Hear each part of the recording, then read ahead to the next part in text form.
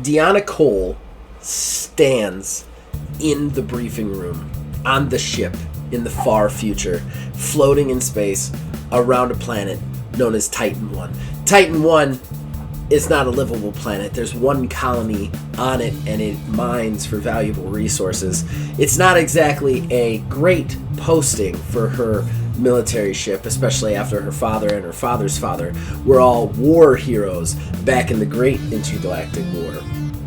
So Deanna Cole had never really felt good about being in this position, but she was a good soldier. She did what she was told.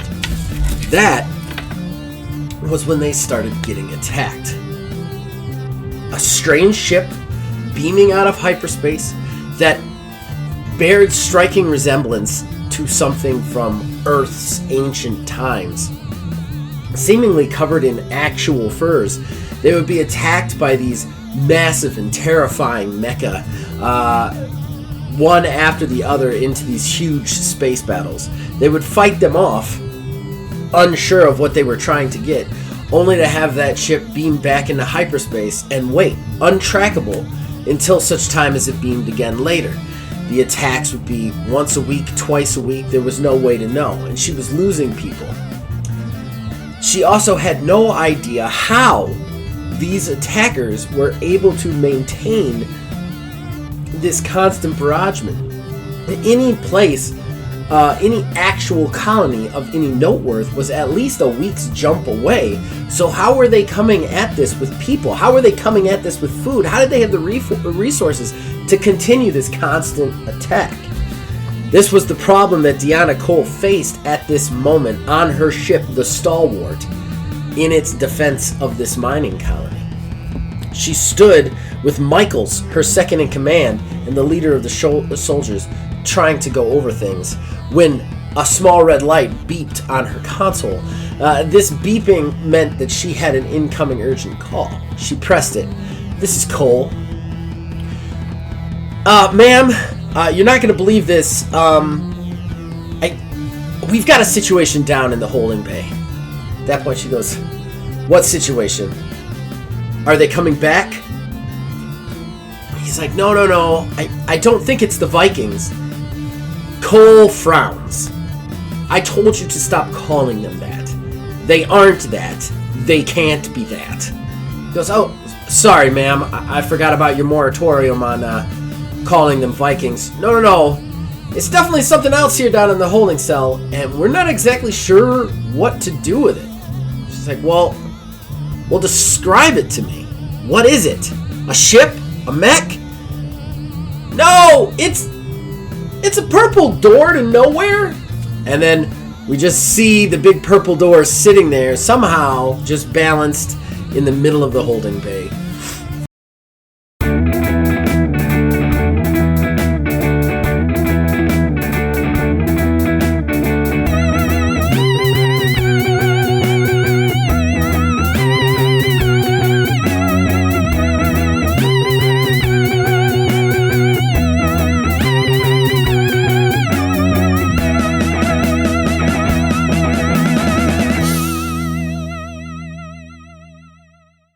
Alright, so we now open back up on the inside of the TARDIS, or a TARDIS, so to speak. This TARDIS has changed, though. It's no longer the white console that we explained on the last episode, because, as we all know,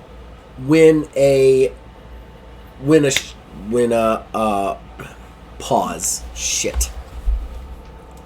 Give me 1 second. I fucked that up. Still got your name as Spencer York. We're going to do that a bit, and it makes sense. Yeah. Alright, there we go. All fixed. You see that the TARDIS is no longer white, because we know that when the TARDIS's Time Lord regenerates, so does the TARDIS. So this thing is now kind of like black and red vinyl walls, almost like it's made out of what a record would be made out of. Then the console itself has shifted and changed. There's all sorts of buttons, but a lot of them are like piano keys and other, like, maybe some drums, things that are slightly more musical oriented. speaking back to Spencer York's kind of heritage as what he is now. Bethany, you walk in through this door. You guys have just dealt with the Melodian. You guys walk through the door shuts behind you. You're still sopping wet from the sprinklers, both of you. But you walk through the door into this space age kind of console place. It's just this big, massive room with a big console in the center and this large glowing cylinder in the middle that just seems to pulsate and undulate repeatedly over time. Everything is exactly like I said, the black kind of vinyl, kind of looks like you're on the inside of a record, that whole sort of thing. So yeah, go guys. Spencer, are you still in there? Oh, Miss Parks. Is this much better? I'd like to see some more of those round things, but much nicer in here than it was before.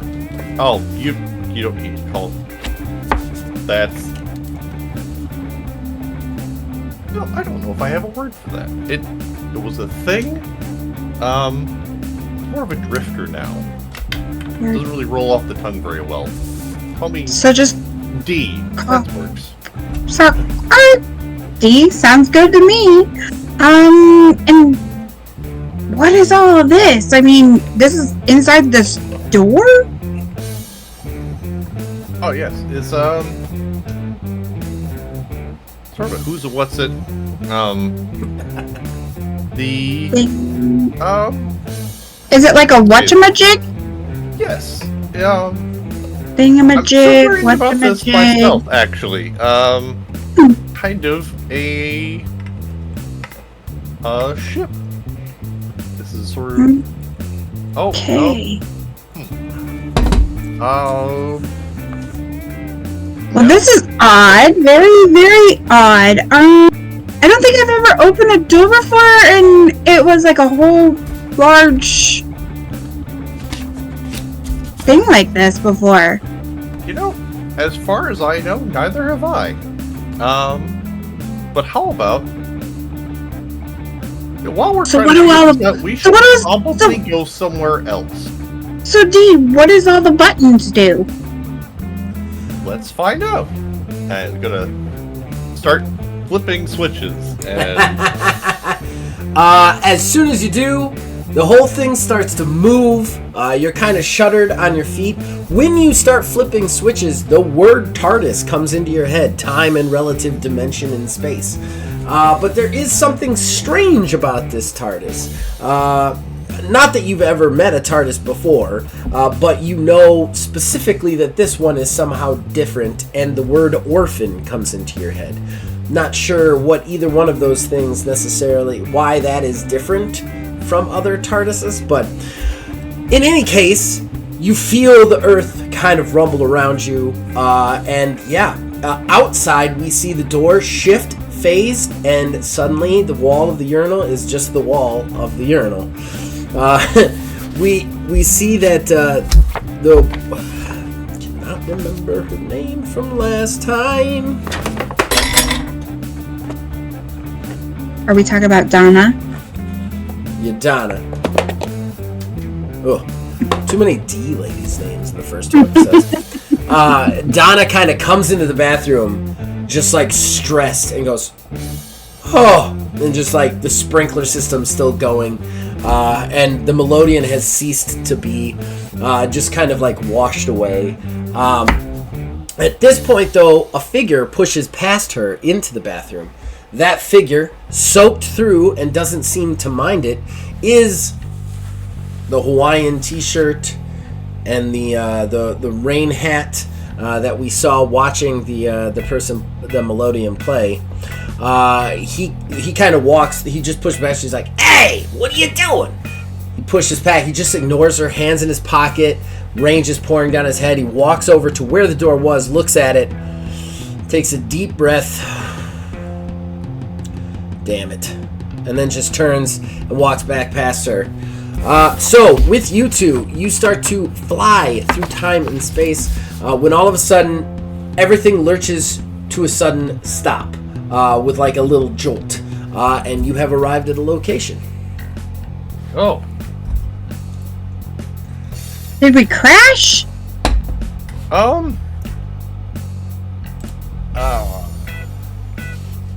Have any monitors? I don't know. Gonna try to figure out if anything works on this. If there's any information. Do you have navigation? Not yet.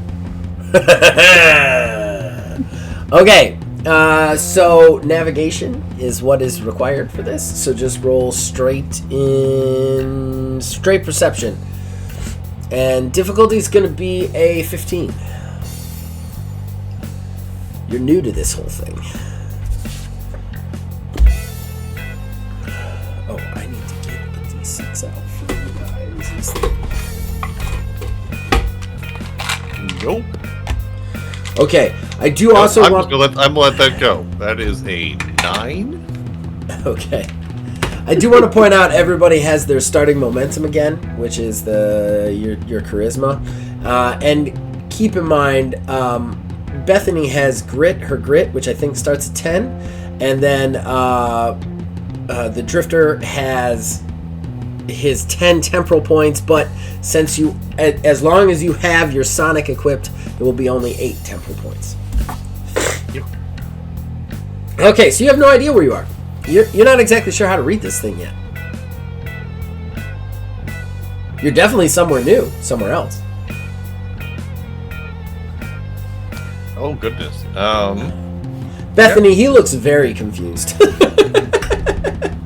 We're Um, somewhere. Dee, do you know how to read this thing? I did learn that it is called a TARDIS. The monitor is one of called a those TARDIS. I think the whole thing. The and door some of those that we came buttons through? did this. I'm gonna go take a peek. Okay. I don't know if there's air, but that's what I was going to do too. Well, we're just gonna take and just crack the door open. If we can breathe, then we'll walk out. All right, you guys head towards the door. Which one of you is cracking the door first? I will, since I, of course, said I was the first one to peek. Okay. Bethany, you crack the door open, you peek through, and you see probably about 20 to 30 men armed, well, men and women, armed with large futuristic rifles, all pointing them smack dab in your direction. One of them goes, "It opened!" Another one's like, "Get out here! Hands on your head!" Another one's like, "Do you have any weapons?" I'm shutting the door.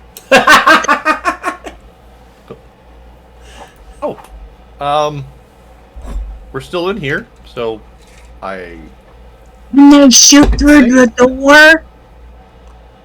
They and shoot. I don't like those. Elaborate. Yeah, I told you, it's not safe out there. I mean, you want to take a look? Sure. Okay, so... Gonna peek out the door. Alright. This time you open the door, you see 20 to 30 armed men and women, all in futuristic space attire with futuristic guns, all pointing at the gun. "Oh, it's a guy this time! It's a man! Sir, put your hands behind your head! Come out the door and get down on your knees!" Have we closed the door?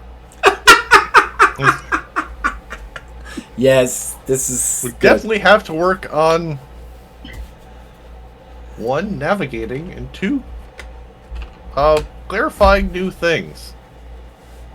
I don't know them, but I think we're in your future. Do you think they might think we're bad guys? Oh, I would. You would? What have we done? We haven't hurt a soul. As far as we know. Did we land on... Maybe we landed on someone. Remember the movie? You know, Dorothy? She falls on a witch. Wizard of Oz. I'm not entirely sure at the moment. We'll get back to that. Okay. Is there a certain way we can communicate with them? Maybe is there a loudspeaker on the outside of this thing? I don't know what we'll do if I turn it back on again while we're here. Or what the button for a loudspeaker is. So, well, Dr. D, do you think that's really a smart thing to do? Because if we push another button, we just might end up somewhere else, and it might be even more bad. True. When you want to deal with the situation we have out there. Yeah, I think we should probably talk to them. Maybe if we look around on the middle thing, there might be I don't know, tags on things like push this button to speak to people, push this button to open the windows, kind of, like a manual or something somewhere. I'm gonna cut away real quick to the outside. We see Captain Deanna Cole come down through it. She's like, "What?" She walks through. She looks at it. And she's like, "Well, you weren't lying. That's a purple door." At that point, one of the soldiers is like, "Yes, sir.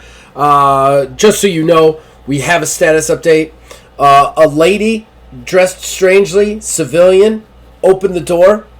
She then disobeyed orders and shut the door. Then another fella with kind of crazy hair and red eyes opened the door. We're not exactly sure his point of origin. We told him to come out. He shut the door, and that's where we are." And she looks at him and she goes, "Have you tried knocking on the door?" And he goes, "No." And then Deanna, Captain Cole just walks right across, and Aether, you hear a knock at your door. Conk, conk, conk, conk. I'll get it. Go over and I'm gonna kind of just slightly. Oh. Are you dangerous?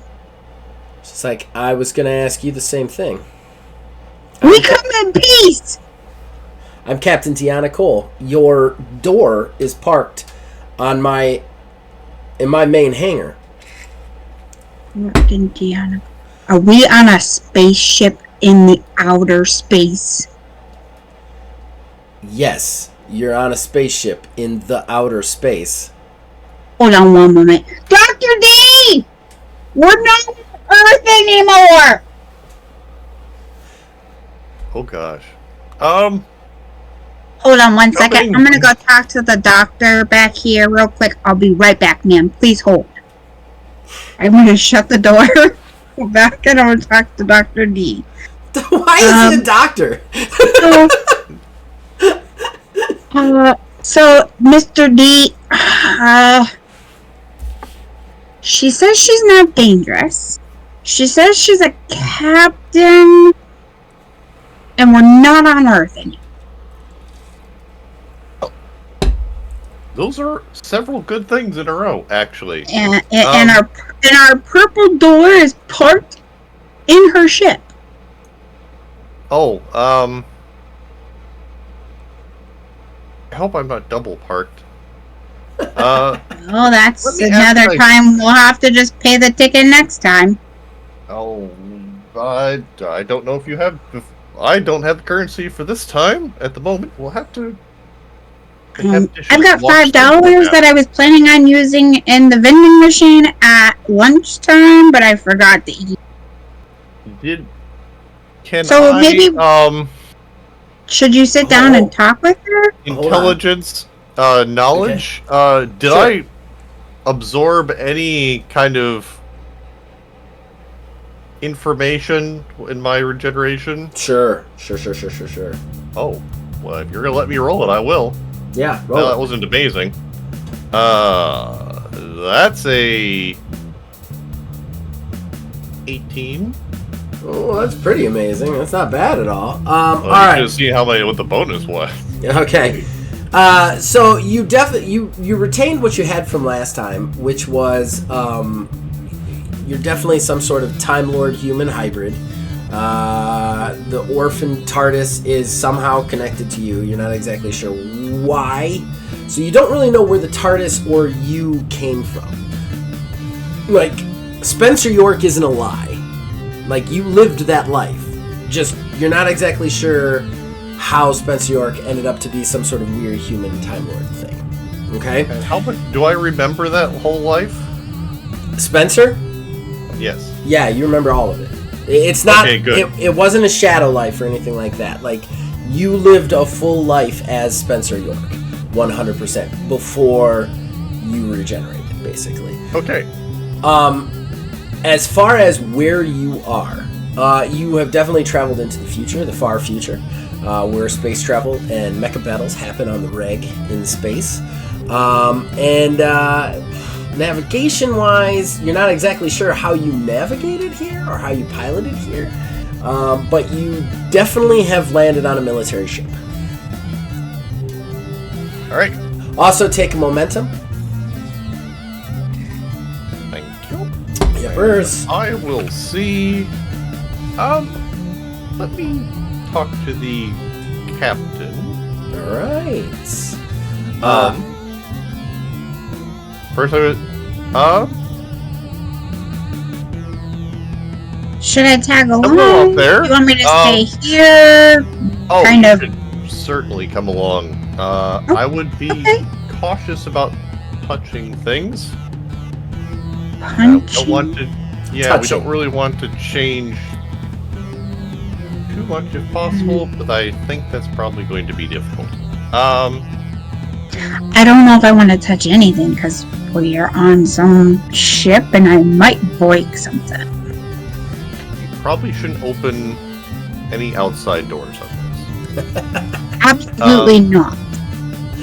I go up to the door, and other than opening it, I'm going to test. Like, hello out there. Can you hear me through this door? I can indeed hear you through this door. My name is Captain Deanna Cole. I would very much like it if you came out and had a word with me. I am very confused as to how your door came to be in my mecha hangar, and honestly, I'm trying to figure out exactly how there's people behind this door. That's, Say that first part again, because you cut out for a second. Oh, sorry. Walked away from my own mic. Good learning experiences for everyone. Promise you won't shoot us, or whatever you do with those rifle-shaped things, and I will happily open this door. We have no interest in killing civilians or anyone peaceful to us. As long as you don't threaten us, we will not threaten you. But we definitely have some things to discuss. We agree. Yes, we agree. Do I have a key for this door? As soon as you say it, you have a key in your hand. You have 2 keys in your pocket. I don't remember you having a key to open it the first time, but that's kind of cool. This will help. Yes, so we're going to scoot out the door. Okay. Not throwing it wide. There's a very weird device inside. Yes. You guys, like a lounge. you guys come out of the door. The door shuts. You actually hear the door automatically lock behind you. Convenient. Yes. So the men outside have kind of like their guns are at ease, like at the ready. They're not like up to shoot you, but they're down, still in their hands, like they could raise them and shoot you if they needed to. But they're all just kind of standing. There's actually 2 guys like walking back and forth on the side of the door, like looking back and forth, seeing. And then it's like Looney Tunes, like there's no there's no other side to it. The woman in front of you has dark hair, about in like tied up in a large bun on the top of her head. She's a very strong-looking woman, probably late 30s, early 40s. She's got some scars on her face, some wear and tear. She looks like a fighter, somebody who's been around the block. Very athletic. She's in a full officer's uniform, which is just grays and blacks with some some insignias on it. And you do see her name tag that just says Captain Deanna Cole. And then under it says UNCSS Stalwart. And she looks at you and goes, well, I'm not going to salute, but I am going to extend my hand. Captain Cole, you are? She puts it out to D. Yep, I will shake her hands. I'm just a bit of a drifter, and this is I'm Bethany. Bethany Parks and I'm very sorry for this parking. Was definitely attached to something previously. I think that's something I can work on. You see a couple of like mechanical robots kind of walk over. You can see throughout the hangar that there's a bunch of mechanical robots just like walking around. They're obviously doing the work. They're kind of refueling the mecha, fixing stuff up, cleaning up, that sort of thing. And the soldiers and the actual human people seem to be kind of reserved for actual duty stuff. But one of the robots just kind of like walks over after she goes, Simon, a word. And then the robot just kind of like jolts up, almost like it's possessed, and then it kind of walks over. This robot's a very simple looking robot, just like machinery on the outside sort of thing, and very like almost like a bony version of C-3PO. Like it doesn't look like it could do anything to you, but it kind of like plods over. It doesn't really have a mouth, but you hear out of its speaker, yes, Captain Cole. She goes, Simon, can you scan this and them and explain to me what is going on here? The robot kind of looks at the two of you and the door, and then there's some boops and beeps, and then looks and goes, I have scanned them. They are of human nature, it seems, genetically. However, the male one, seems to have a genetic code that I am not familiar with. Alien. As far as the door, I can tell that there is some sort of anomaly around it, some sort of strange particle. What do they call it? Some sort of strange particles around it. However, other than that, it does look just to be an oak door. She goes, thank you, Simon. She looks at you and goes, she could see you're both confused and goes, I'm sorry, this ship is run by an AI known as Simon. It is our assistant on all things. He runs the automation that we humans just can't do with our human brains.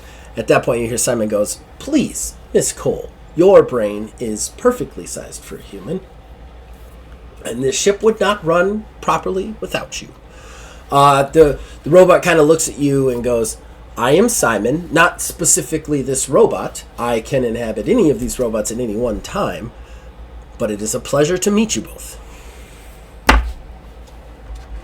Nice to meet you, Simon. Wherever you may also be, besides in that robot. Yes, say neighborhood drifter, but I'm pleased to meet you as well. I hope we can all get along nicely. Hey D, do you know where we are in the universe? Captain, I think we could probably talk a little bit about the situation. That's, of course, you're at your disposal. All right, fair enough. I'm going to add this to the weirdness category of my life, as per se usual. The two of you can follow me for now. Your door isn't in the way. I trust it will be fine where it is. Yes. No, as I'm glad it's not too inconvenient.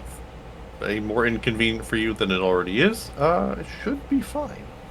Nothing to worry about.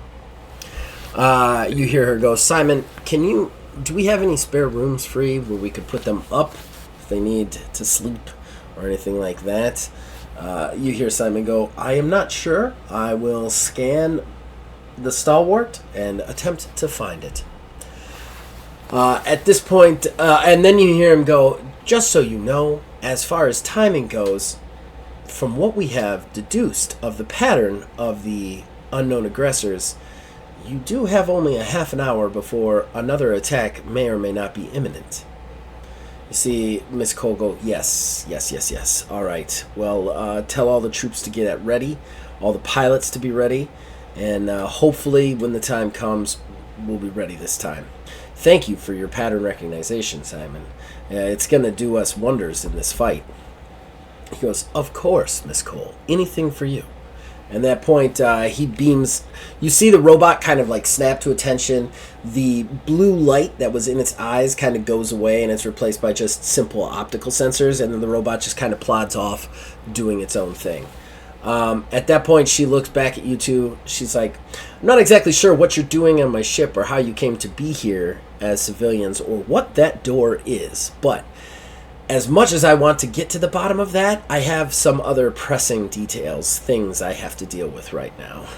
So I trust you two should get somewhere safe. We're going to find a place for you to be safe, or as safe as you can be on this ship at this time.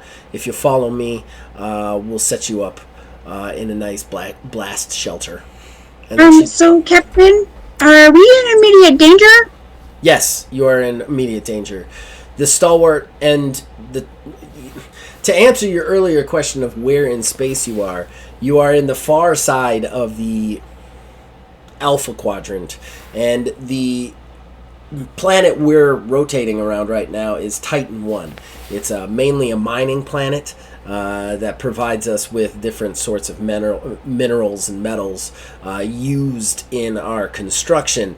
That being said, we have been under attack by an assailant for quite a few weeks now.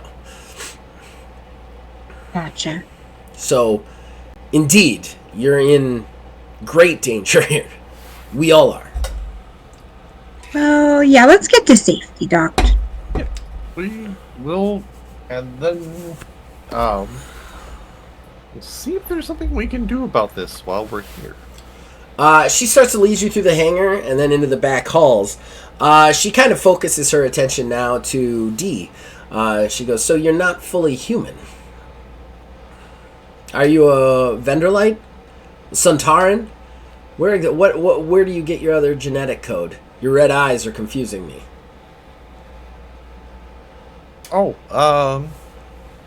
This is sort of a family trait. I don't think it's anything too obscure. Now, from as far as I know, I'm as much human as anyone else. Oh, give or take. And think there's anything too much to speak of. She's like, all right. I mean, we scanned you. We know you're not fully human, but if you want to keep that a secret, it's not going to affect me one way or another. Yeah, I'm. No falsehoods from me. I only know what I know. She goes, at this point, you guys kind of are walking down a hallway. You kind of get to a specific spot. You see a large guy. He just looks like your average soldier guy, like the bad guy from Avatar, but younger. Like, just big, bulky. He's in the full Space Marine uniform. He's got a big rifle. He's standing there with like 3 guys. Deanna comes up and goes, Michaels. Wonderful. Listen, I'm going to need you to do me a favor. He points at Bethany and goes, escort this young lady to the blast shelter. I have some things I need to speak with this man about. He goes, no problem, Captain. And then he kind of walks... Is that like a freeze box? I don't want to freeze. I'm sorry, say that again? Is that like a freeze box? I mean, blast, cold. I don't want to freeze. Michaels looks at Deanna like, is she for real? And Deanna just kind of like shrugs. And then he looks back, he's like, no, ma'am. It's one of our more protective rooms. It's It's very hard to be destroyed, and in the event of a ship-wide collapse, the room itself has its own battery and its own small power and its own oxygen supply. Oh. So potentially you could get rescued. I get it. So it's like a safe box. Got it. Yes. So he motions you down a different corridor. Do you follow? I do. But Okay. of course, I'm going to make small chatter. I'm going to palm one of the keys to Bethany. Oh, okay. You want to palm it to her. Give me rogue and agility. And difficulty's going to be, it would be 10 plus their awareness. Their awareness is, let me check here. Highest awareness on them. It's going to be a 3. So 13 total difficulty. Alright. I'm going to spend 1 momentum to reduce that by 2. Nice. That is an 11, which goodness hope I can actually pass. Yep, that is a 14. Okay, so go ahead and take a momentum for yourself, because that was a nice idea. Bethany, you actually feel like he turns, he kind of brushes like he brushes into you as you walk past him, and you can feel the key dropped into your pocket. Got it. Okay. All right. And then you walk off down the tunnel with Michaels. At this point, Deanna looks back at you and looks down the corridor at her, and then looks back at you and goes, "What's the nature of your relationship? If you don't mind me saying, you don't look romantically involved." She's my nurse. Long story. Love it. She goes, "Oh, do you have some sort of illness we should be made aware of?" Nope, she's an excellent nurse. All right, well, come with me then. And then she starts to lead you down another corridor. All right, Bethany, Yes. you're with Michaels. You walk down the corridor, and Michaels is in front of you, whereas the 2 other soldiers are behind you. Nice house. The 2 other ones are behind you, so there's like they're kind of flanking you on all sides. You suddenly all of a sudden feel like a prisoner being transferred, and less like a civilian. But you're not exactly sure why. You're just walking down the hallway. Do you say anything? Have I done something to offend you? He goes, "No offense, ma'am. We're taking you to a safe space. A safe zone, remember?" He says without turning around. But I feel like I'm a bit awkward. Normally, we just usually walk right next to each other, have a casual talk. I mean, you guys are kind of like surrounding me, like as if I'm gonna be attacked at any moment. He kind of turns and looks over his shoulder. He's like, "Did you do something you should be afraid of?" I said I come in peace. I have done nothing. He goes, "Well, if you've done nothing, then you got nothing to worry about." And then he just keeps walking. So how long have you been doing this job? He goes, "I've been doing it my whole life. Career soldier, ma'am." Since you were a kid? Did they, mold you into this, man? He goes, "No, I joined of my free will. There's no draft in place or anything, but my dad had done it, my dad before it." Gotcha. Just thought I'd ask, because back on Earth, we had a draft, and people just kind of got put into war when they didn't want to. Yes, I'm aware of that. I've read history books on it. All right, here we are, and then he... You like history? I love history! He opens a door, then you guys walk through. As you guys walk through, you suddenly realize... well, actually, I'm going to give you... No, you would realize this. You realize it's a brig. There is a large open room and a lot of, singular rooms inside that seem to have, I don't want to say bars because they're beyond that. So it would be kind of like force fields, like blue force field type things. And he walks over to one and starts clicking. Prisoner, sir. The force field comes down. He turns around. He raises his gun. He goes, "Ma'am, I'm going to need you to step inside."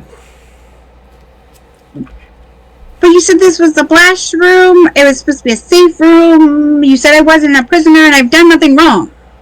We can't be sure of that yet until your other is interrogated. We're getting interrogated? Yes, you're getting interrogated. We've been under attack for months, and you and your door just beam into our hangar, and you think you're dumb enough to think it has anything to do with it? You think I'm going to do anything? I mean, I can check your heartbeat. I can give you medicine. He looks at you, and he goes, "You think your outfit is weird to us right now? Lady, we're being attacked by Vikings. Your outfit is not weird at all. In fact, it makes more sense." What did you say? Do I look like I have a painted face? Doesn't matter. You're getting in here and we're going to interrogate you. And then he raises his gun. The other two guys raise their guns too. Again, I come in peace. I guess I'll come in here. But if something happens to me, it's on you. If something happens to you and you have anything to do with these Vikings, then it's on you. And once you walk in, he hits the button, a force field raises, and then we switch over to D. D, you're walking down the corridor with Deanna Cole. In silence for the moment. Do you say anything? Yeah. So, lovely ship. Something about being attacked seems a lot more concerning than either of us. Sorry to keep your attention. Why did we have to separate us, by the way? She goes, mere precaution. I wanted to discuss some things with you in private. Yes. You seem to be the most knowledgeable about your door. I'd like to discuss storage procedures. Go ahead and give me a perception awareness contested. I'm just going to hard cold read her. Oh, okay, she's lying. Yeah. Spend your cold read token. She's definitely lying. Oh, yeah. No, that's... Oh, goodness, this must be serious, then. I'm, looking around for any other, any spatial indicators of where I am in the ship, hallway markings. Sure, give me intelligence knowledge. Difficulty 10.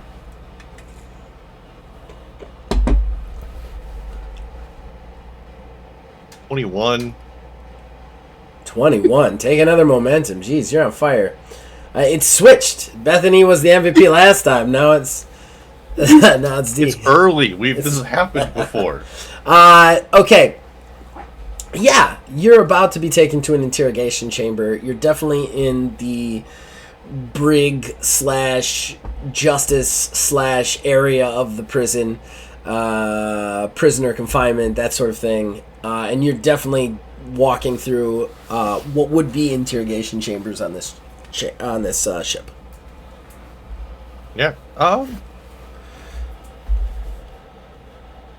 Captain, I will say, I think we've been very understandable, and I think you have more pressing matters than giving a couple of... I know this is a military ship, and you have your own protocols, but giving a couple of visitors too hard of a time is probably not a terribly good use of your time. We just happily sit aside and figure out how to move away and not be in your hair in any way.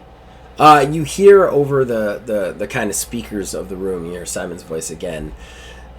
Captain Cole, look out. He is on to you. I can tell by his breathing patterns that he is aware of your ruse. At that point, Cole turns, pulls her gun from her holster, her sidearm, and points it at you just from hip. Pointing it right at you. She's like, all right. Well, I guess that's up. I'm not stupid. There's no way that you don't have something to do with them. And I want to know what it is and how you're doing this. Gosh, you're not. There's, treatment of visitors in this time is, in this place is quite, very polite. And Simon, I thought you were nicer than that. He's like, he comes back and goes, logically, given the fact that this is a military vessel and you have somehow appeared on it through a door, at the same time that we are being attacked by a mystery group of assailants that also defies explanation, it only makes sense that you would have something to do with them at this point in time. But logically, if your assailants could put a door on your ship at any time, they probably would have done that already.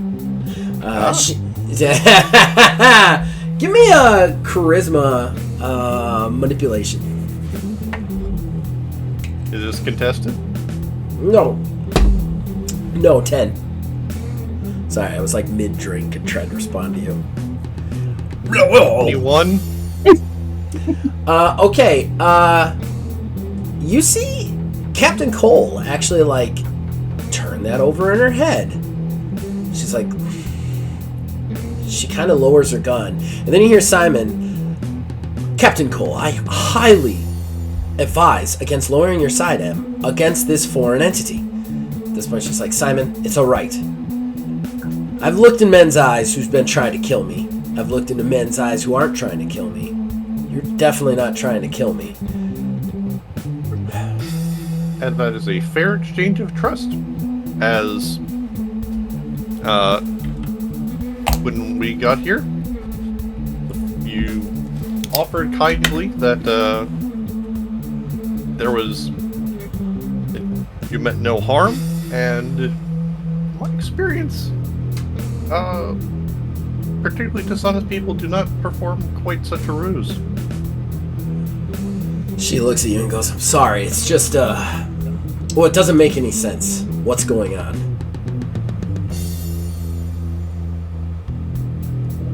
If I may be so bold, had a very confusing day or so, and a lot of this doesn't make sense to me. So, I may be able to use my, be of some help, with things that don't make sense, perhaps in exchange for our continued safety and honesty.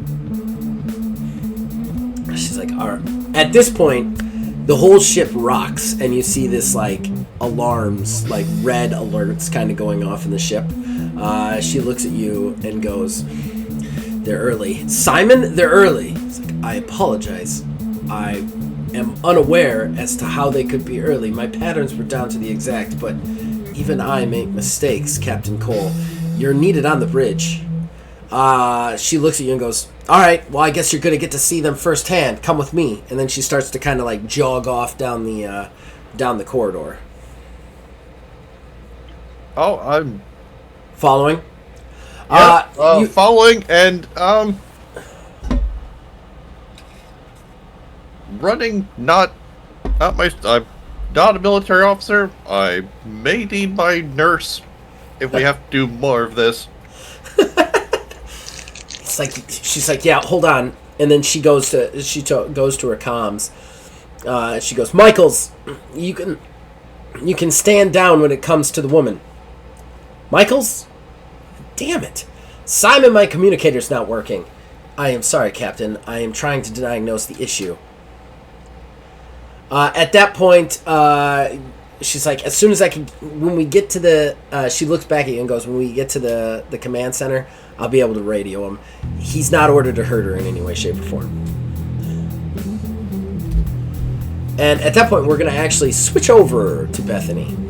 Bethany, you are in the cell, and the three are standing there. You see Michaels turn over the other two and goes, Go back to your ready position. We're expecting an attack soon. I'll worry about interrogation.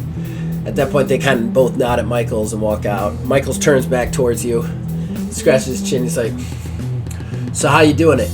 How you bring the Vikings here?" What are you talking about? Okay, so you're gonna play dumb, huh?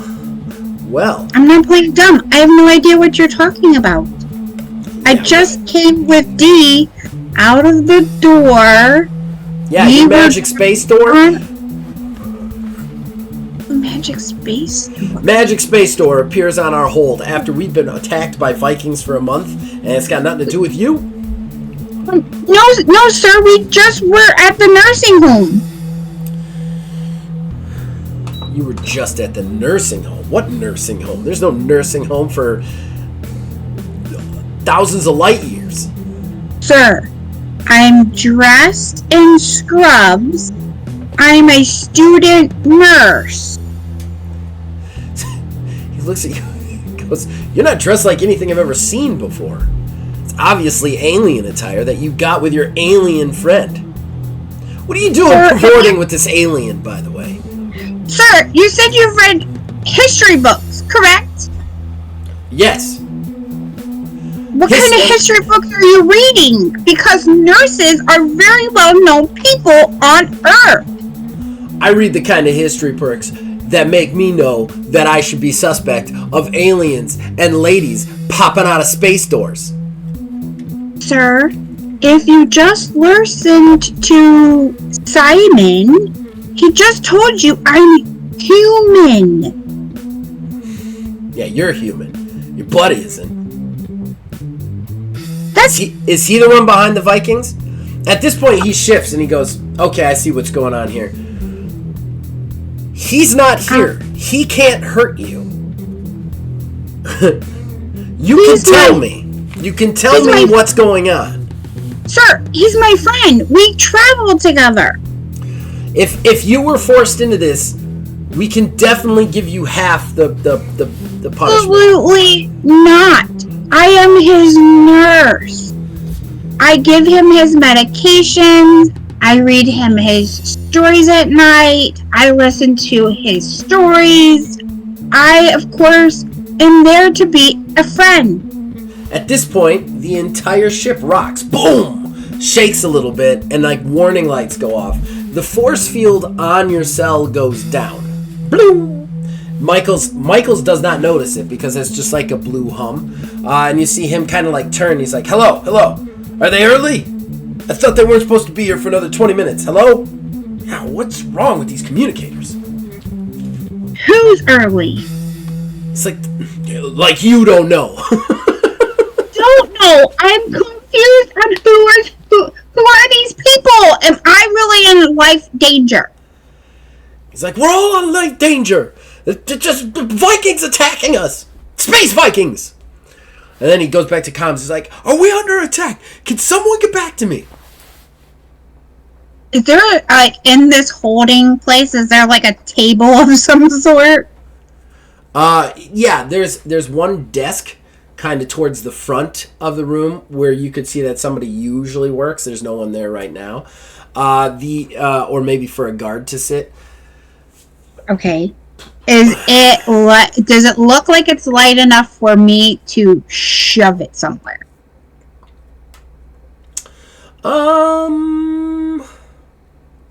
No, it's attached to the floor. It's on a spaceship, so they wouldn't leave it so that it could just slide around. Okay, because I was gonna use it to barricade the door. I'm good. This is a safe zone. I'm good. Let D handle this shit. Okay, so I'm going away from that door. I'm going to then, if it's a desk like I think it would be, there's a cubby where the chair would be able to go in and out from underneath the desk. I'm going to hide in that hole. Okay, all right. His back is turned. He's talking on the communicator. So go ahead and give me a stealth agility check. He's distracted and turned away from you, but he would still have an awareness of 3, so we're going to say the difficulty is 13. And don't forget grit. Right. Should you wish to use it, as well as momentum. But just a reminder for grit, that you can negate incoming damage per threshold on a 1-for-1 basis, or to recover vitality on a 1-for-2 basis. Right. This is, and you. So it I'm helps you going with health. to. Oh, and you can also lower difficulties on a 1-for-1 basis. Okay. But remember, if you run out of grit, you end up in an exhausted state or a broken state, which makes everything harder.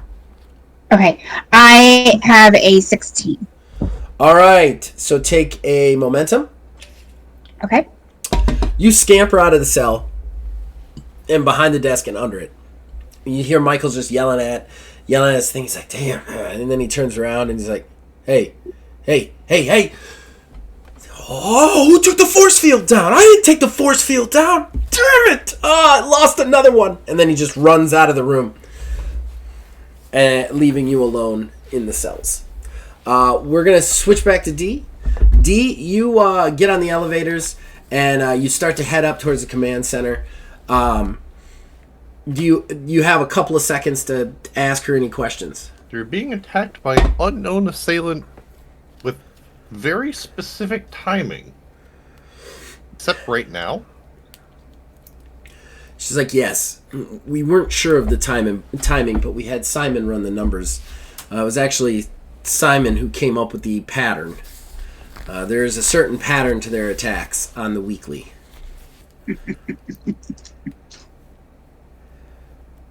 She turns to you and goes, It was early. Yes. Simon had it pegged for specific. Simon had it pegged for a half an hour from now.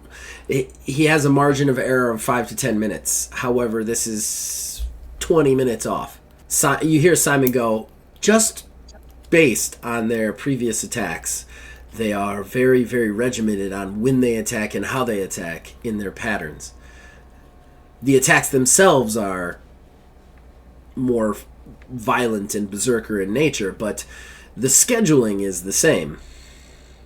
Once I deduced it, I was able to plot their attacks. Logically, pre-planned berserkers. Logical.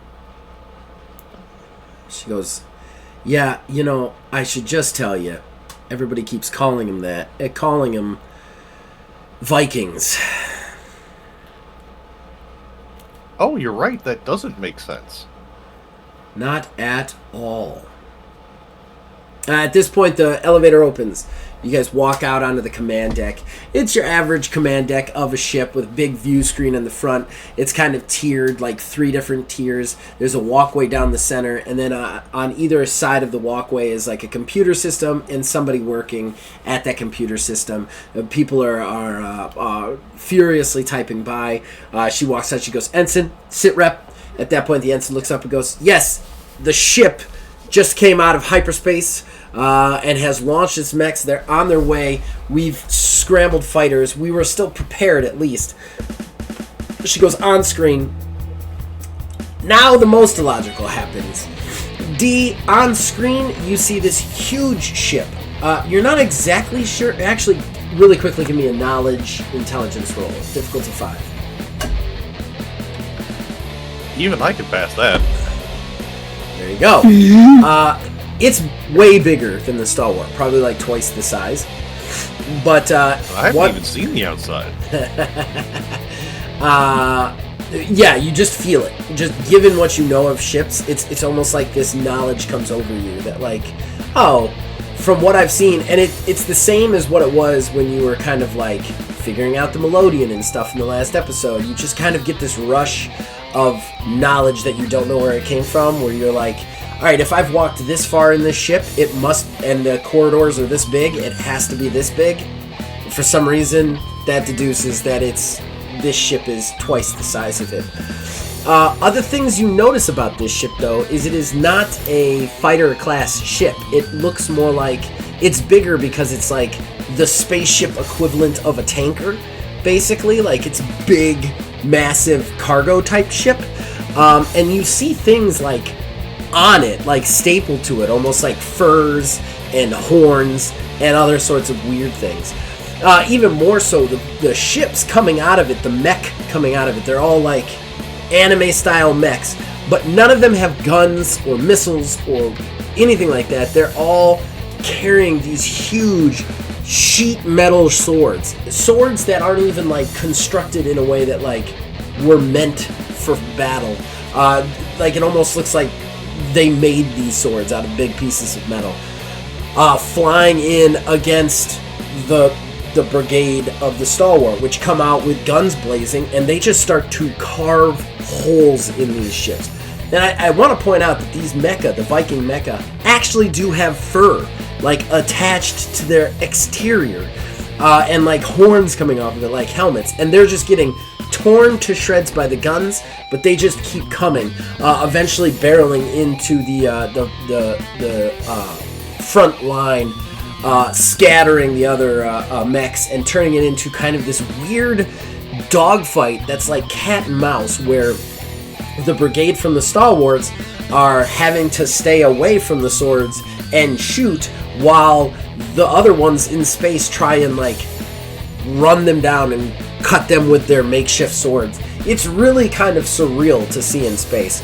At this point, Cole goes, "You can watch, but I've got to command my army now, and I've got to focus." And then she kind of walks over and starts looking at screens and giving orders. That's fair. It is at walk around and look at screens. Well, it's at this point I'm going to give you the first threshold roll. 15 is the number to beat. Oh shoot! I have to try to figure this out. Always starts at 15. Oh boy! Because the first one's supposed to kind of make it harder for you. Then you're supposed to start making it easier. Yeah. Yeah. I also have not gotten a lot of enough information to be entirely sure. Fairly impossible. I'm gonna say. Well, you could just call out a thing then. It doesn't have to be. I'm gonna guess that this is a. I'm torn at the moment. I'm torn between a stable time loop and a simulation. So I'm just gonna say I'm gonna go with simulation. All right, give me a roll. 13. Okay. So let's see. I gotta remind myself what these are. Short by 2. Under the resolution difficulty by 5 or under means the character. Oh wait, that's the final resolution. That's not there. Plot threshold. Under the resolution, this means the plot takes a hard negative swing. The plot gets thicker, and the stakes work up dramatically. They will suffer a major consequence story-wise. Maybe they got something wrong that allows the villains to get an edge. Okay. So yeah, you're trying to figure this out. Simulation. There's got to be something about this. The timing kind of adds up, like the simulation timing, but the scenario doesn't add up. Like these are Vikings. Why would they be simulating Vikings? This doesn't make any sense whatsoever.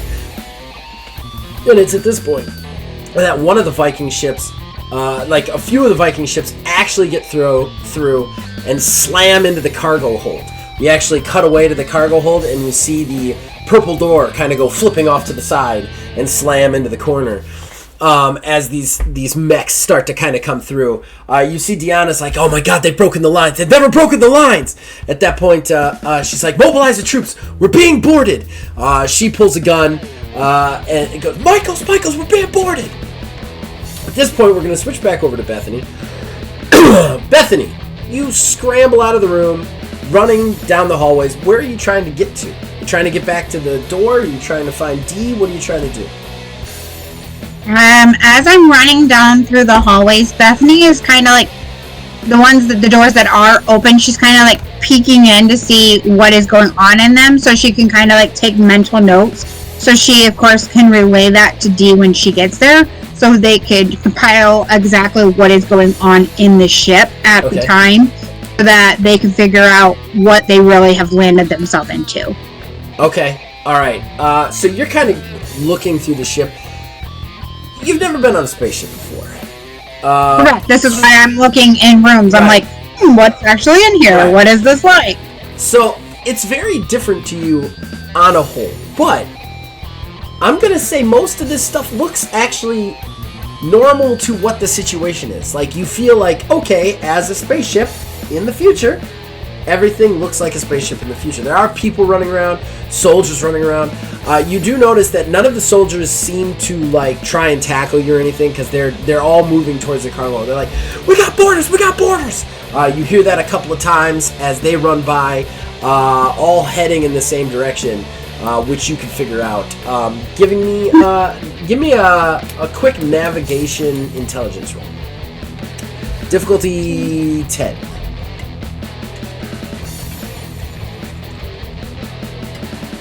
I got a 9. You got a 9? Yeah. All right.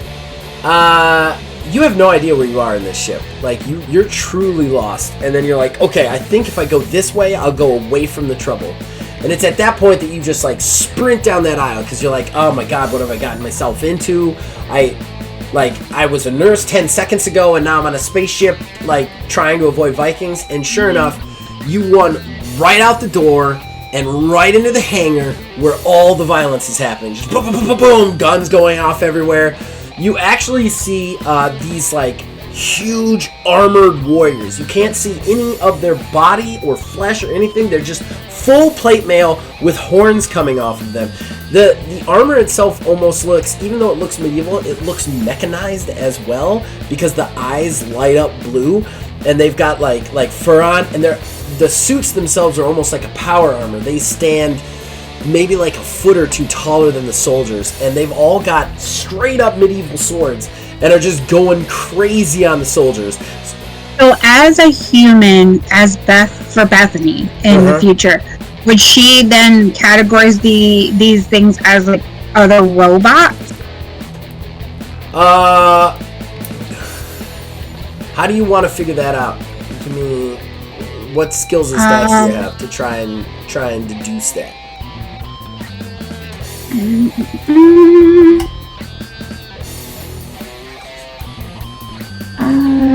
I can do my perception knowledge. I'll give you perception, but not knowledge. And difficulty is going to be 15. Okay. Oh, if I can interrupt. Yeah. More than 5 under the resolution is the hard negative swing. Less than 5 under the resolution should be minor inconvenience. Oh.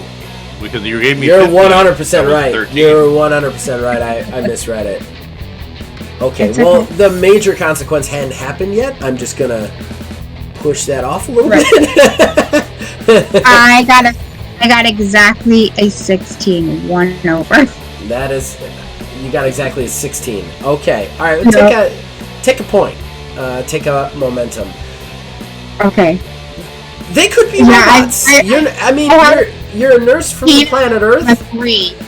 But they could be robots. They definitely move in a robotic manner, even though they're kind of berserkers. They have kind of like, there's an uncanny valley to the Viking things. However, this stops as one of them sees you.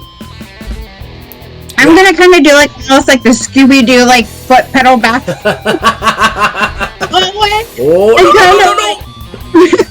And take off the other direction. All right, back to D in the command center. You see she's moved to a different console. You can kind of look over her shoulder as she's overlooking the battle in the hangar bay. You get to see everything that Bethany did, but not as chaotic and swarmy. You then hear Simon and goes, Captain Cole, I'm awaiting your orders. She goes, mobilize robots. Mobilize all of them, Simon. That's how we'll turn this tide back. Can you do that? He goes, I can indeed. And might I just say, genius plan, genius execution. At that point in the hangar, you see all the robots that were just like working, kind of like turn on, and they turn around and they just go after the Vikings. And then those start to struggle back and forth and fight for a second. And the Vikings actually start to fall off a little bit. What are you doing there, D? You have to, I should, if it's alright with you, I'd like to go take care of my nurse. Quick question. Why do you have to give him the order to send things like that? That seems pretty straightforward for an AI, if I'm honest. She's kind of still like looking over her shoulder, kind of calming down since the fighting's happened. She's like, yeah, we're not supposed to use the robots in that way, and we're not supposed to give the AI full control over any subunits on the ship. That's a priority emergency command that I have to give. Okay, very fair. I'll leave you to it for now. That's okay. Okay. I'm gonna. You did see Bethany on the camera. Sorry. So you have an idea where she is. So I'm gonna have you do another navigation perception roll. This time it's only gonna be a 10 to navigate. Would. All right. 15. All right, 15. Okay. Yeah. So you kind of run back down to the corridors. Bethany, you're just sprinting down the corridor, and then boom! You just slam into the drifter. You guys run into each other in the middle of a hallway and fall down for a second. And sure enough, there he is. Dee's right in front of you. I'm gonna set up. Dee, did you just see what happened out there? I did, and it doesn't make any more sense to me. I don't think. I'm very glad you're safe. However, we should not be near robots fighting. Them have robots I have never seen before. I've always seen, they're just ones that just move their arms and move their legs and then just turn their head. Those ones were swinging swords and I don't even know what else. It was amazing. Yeah, very interesting from a distance. Preferably on ships that we are not currently on, however. Well, of course, we don't want to be in danger. Do we know where the control panels are to shut these things off? I think it's probably on the ship that's currently attacking us. Very inconvenient. We should probably talk to the captain. But also make sure that our door is still there. Yeah, I didn't think about checking on that. In the middle of that. It did get us here, so I think it's probably pretty durable. I would not like to be stuck here. Dee, real quick question. That Mike guy was saying I was being interrogated. What did we do? Oh, total misunderstanding. All cleared up now. Their communication doesn't seem to work very well. They're a little concerned by us appearing on a military ship. Don't think they would have really liked that on a regular Earth boat either. So they're being nice to us for the moment. I don't think they'll give us any more trouble. They put me in a room with these force field bars and told me I wasn't allowed to come out of the room, so I hid under a desk. To the captain that was also a misunderstanding, and that you're safe and not disrupting it. Yeah, so we should probably go find that captain to talk to her about shutting these robots down. Yes. They seem a little violent, not your normal robot. Yeah. Back to the bridge. All right, you guys both go back to the bridge. You see that the Vikings seem, as you walk in, it's still on the view screen, but the Vikings are retreating back to the Viking ship. At this point, you hear you walk in just in time for comms to be speaking to the captain and say, "Captain, we're receiving the usual communication." Cole takes a deep breath and goes, "All right, on screen." At this point, the screen pops up. We see two big horns, big metal face, lit up blue eyes, but it's again the same thing, kind of like a mechanized helmet that could be over a human or not. And it just but a huge like fur over its shoulders, kind of coming down in a fur cape, and it's just standing there, and it goes, "Yet again, you foil my attempts, Captain Cole." And she's like, "How do you know my name? Who are you and what do you want?" He goes, "I will give you the battle of your life. I will give you the battle you have always craved, Cole, and I will return. I will return to finish this." She goes, "You always say you're going to return to finish this, but you never do. Listen to me, whoever you are. I have called for backup. They will be here in a week. We can hold out that long, and by the time he's like, "By the time you're what? You wish to be a hero, Captain Cole, you will have to defeat me, Hrothgar, King of the Vikings." And then it cuts off. And then on the view screen, you see the whole ship in the hyperspace again. She goes, "Simon, track that ship." He goes, "Again, I am sorry, Miss Cole, but whatever cloaking technology they are using makes it impossible for me to track it." She goes, How is that a thing, Simon? We could track any ship in the Milky Way, any ship produced." He goes, "I am not exactly sure where this technology came from, but I am unable to track it. However, might I just say, you did a splendid job, yet again, fighting back these assailants." At that point, you see all of the people inside the captain's chair all clap for her. They're all happy with her, but she's still upset. She's like, "Yes, I know I did, Simon, but we have to find a way to stop this. It can't go on forever." But when he goes, "Nonetheless, you should be commended for, once again, your bravery, fast acting, and strategy in defeating and pushing back these Vikings." So you start clapping, and Captain Cole actually looks at you and goes, "Not you two. Listen, I appreciate it. I'm glad I was able to fight these people back, but we can't keep doing this." Don't need to put too fine a point on it. Excellent work on that. I think it would be prudent, however, also to plan more for the next one. Very interesting that these robot Vikings know your name and want to give you a fight. Real quick, I have a question. We might want to ask the captain, how do they replenish these robots that they've lost in the fight? Well, I want to point out again, nobody knows they're robots other than you two. And but you're not even 100% sure. Yeah, or Vikings or whatever they are. That's it did not seem to be very inefficient.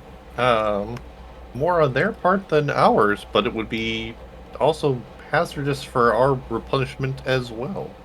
She goes, "Here, come with me." And then she takes you into her captain's quarters, both of you. She has you guys sit down across from her at the desk. She's like, "They started attacking a month ago. We're not exactly sure how they replenish their people. They seem to lose huge numbers of people, but yet they just have more the next time they come around. We can't track them. Simon can't track them, which doesn't make any sense to me because Simon's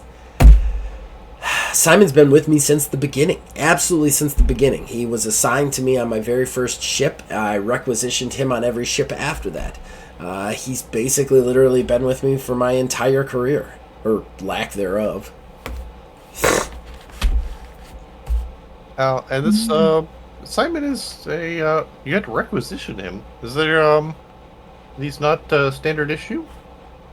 So no, there is an AI for all ships, but captains can requisition AIs from decommissioning ships. My first two assignments were on older ships. It was their last voyage.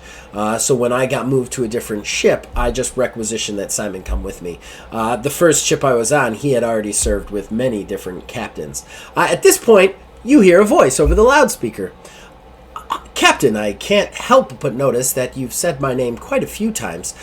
Is there something I could help you both with?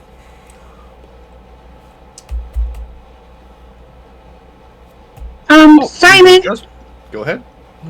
do you only take commands from the captain, or is there a co-captain that you listen to as well? It's like, I'm sorry, I cannot divulge any confidential information on my workings without strict captain authorization. At that point, Deanna kind of looks up weird, and she goes, Simon, I have him in here because we're talking about things. You can tell them. He goes, I would advise against that, Captain. We still don't know who these two are, or what their motives could be. In fact, as far as the equation goes, they are complete variables. We've told you many of times, we come in peace. We're not here to harm anyone. Definitely not Vikings. She looks up and goes, They're obviously fine. They're trying to help us, Simon. Your hostility towards them is befuddling. He goes, Of course, Captain. As long as you trust them, I am at your beck and call at all times. She goes, I do not... my authorization for minor commands... he goes, to answer your question, my authorization for minor commands can come from anyone on the ship. Usually because I also automate all the robots on this ship for repairs, maintenance, and other such things. So any sort of small commands can be given to me by anybody. However, any large-scale command decisions must come from the captain herself. Pretty good. I'm looking around. Is there anything? Are there memorabilia or anything distinctive in the captain's office? Yeah, oh yeah, definitely. She's got a little model of all the ships she's ever done.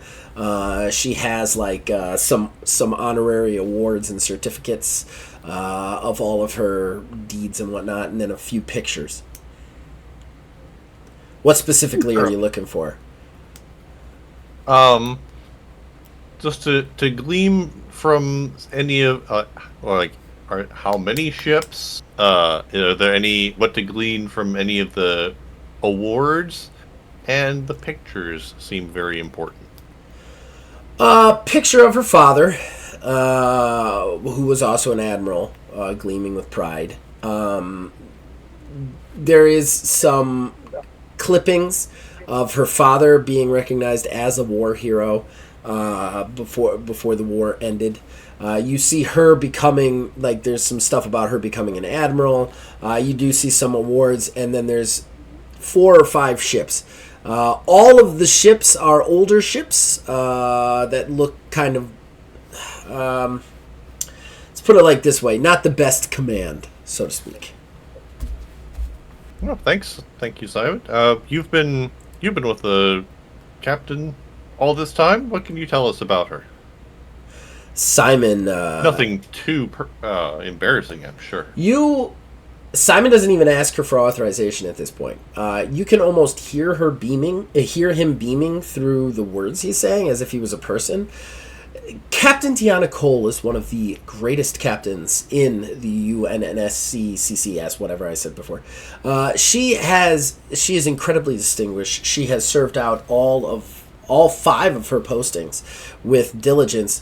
While she's saying this, I want both of you to give me charisma empathy checks. Difficulty is 10. 21. Okay. And 18. You guys both notice that Miss Cole, Captain Cole, is actually kind of like, ugh. Like, she almost rolls her eyes, kind of like she doesn't really agree with any of this. Almost like somebody would roll their eyes when somebody was telling them everything they did was great when they don't think anything they did was great, sort of thing. But Simon continues. She graduated first in her class at the Admiralty, and she has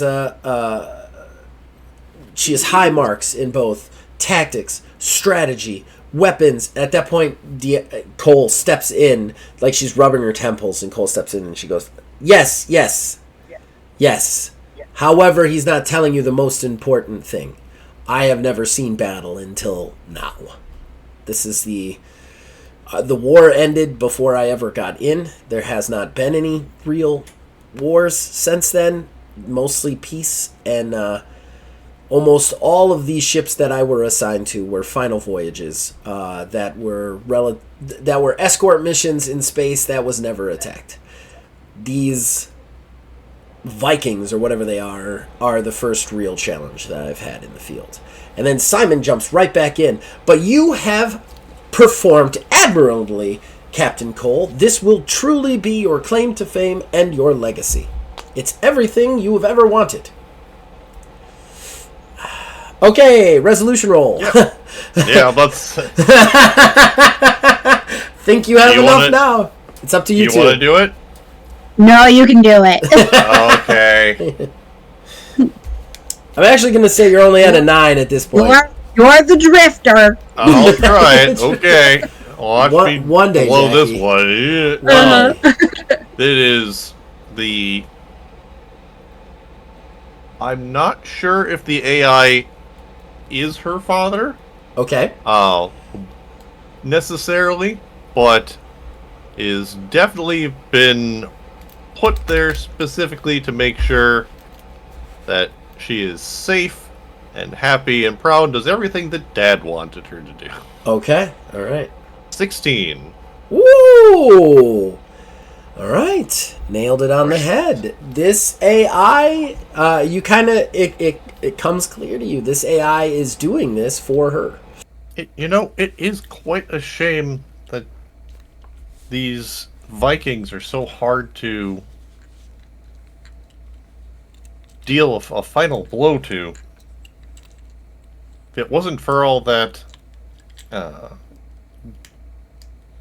poofing away, I bet the captain here would be able to deal them quite the decisive blow. Deanna steps in because she still doesn't understand what's going on, and goes, yes, actually, I would definitely be able to defeat them, I think. I don't know how they keep rapidly reproducing their numbers. We seem to take huge swaths of them out each time, but when they warp into hyperspace, for some reason they have some sort of cloaking technology which does not allow Simon to track them. Simon chimes in and goes, yes, there is some sort of device that inhibits my tracking. But the captain's just so talented that you shouldn't even need you for this, right, Simon? I mean, Simon goes, oh well, of course. The captain is extremely talented. She is one of the best. She is the best captain that I have personally witnessed. However, she is still just a human, unable to do the complex calculations that one is required to track something through hyperspace. We are in a ship. Oh, go ahead, sir. But if it's too much for you to do on your own, perhaps the two of you together could work something out. Or even then, it would be just it would be such a great thing on your record if you could have this solved long before the rest of the fleet got here. She goes, yes, I would definitely like to solve it myself, without a doubt. You know, though, we do Simon, we do hyperspace calculations in the academy. I think I might be able to take a crack at.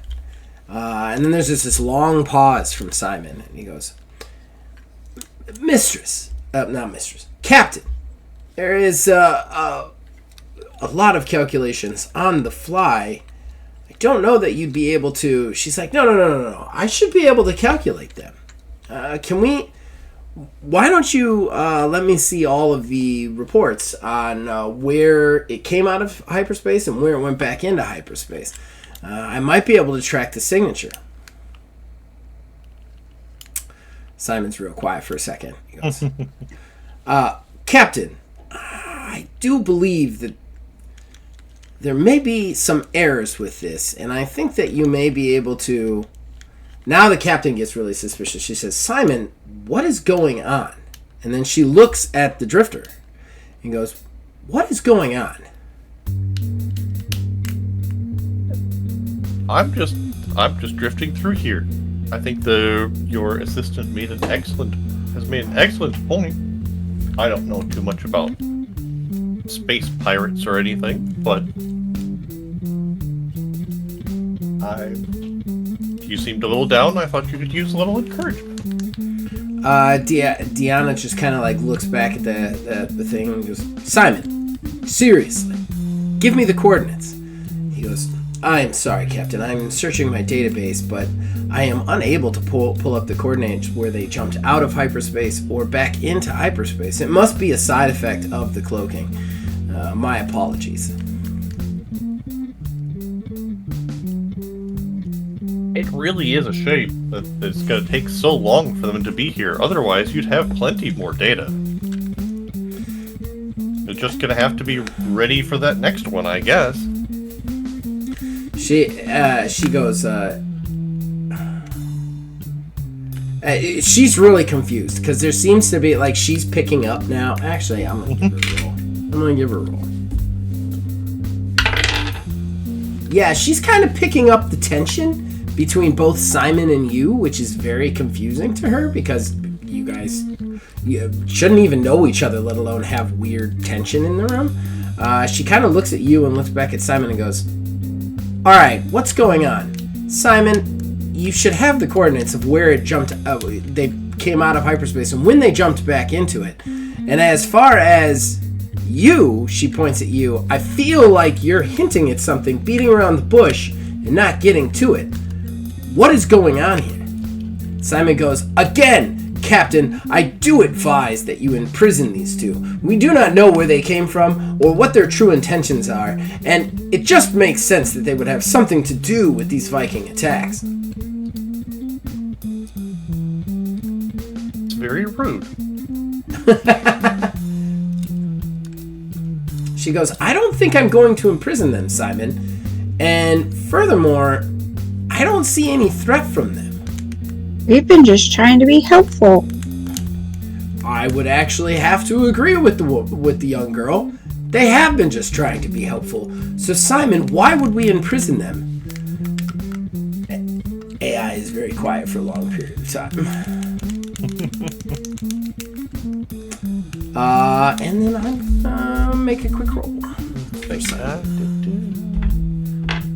He needs a distraction, so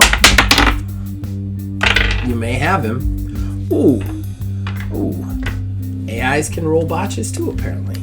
It is at this point that alarms start to go off. Red alerts start to go off. And Simon goes, I'm sorry, Captain. We'll have to finish this another time. The Vikings have come out of hyperspace again. They are dispatching an attack. Deanna, looks up, confused. She's not even, rushing to the captain's chair this time. She's confused. She's like, wait a second, Simon, you had these guys pinned down to within 15 minutes each time they attacked. Why are they attacking again so soon? Simon's just like, I'm not sure, but they're definitely here. They're definitely outside of hyperspace, and they're on their way here. They're definitely launching all attacks. At that point, boom, on the view screen, we see it's Rothgar, right? Rothgar. Mm-hmm. We see Rothgar. Foolish captain, I have come for you. In a final raid, for Valhalla I will destroy you all. I no longer wait. I will come for you and the raid that and pillaging that I have so demanded. And then Deanna is still really calm though. She's calm under pressure. She feels like something else is going on. But nonetheless, the Vikings are attacking. She hits a button. She goes, "Get all the troops ready. Launch Mecha. We've got to intercept." What do you do, Drifter? So while I appreciate your calm under fire, Captain, last time they were here, they almost broke my door. So I'm gonna go check, and if you could get rid of them quickly, it would be lovely. Don't you think, Mr. Robot? You hear Simon over the PA. He's like, yes, I think it would be great if you checked on your door. Yeah. No, that's, Miss Parks, could just keep them away from the hangar, please. I only have the one, and I don't even know how it works exactly. He's talking to you, Miss Parks. Oh, I'm talking to her and to the, captain. Oh, okay. Well, Drifter, I think I'm gonna stay here with the captain, and, I mean, the last time she went to the hangar in the captain quarters, so I think that's where we could probably meet up later.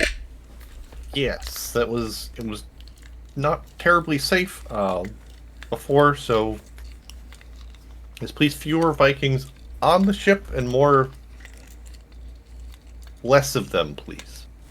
Okay, so we're gonna stay with the Drifter for the moment. Where do you go?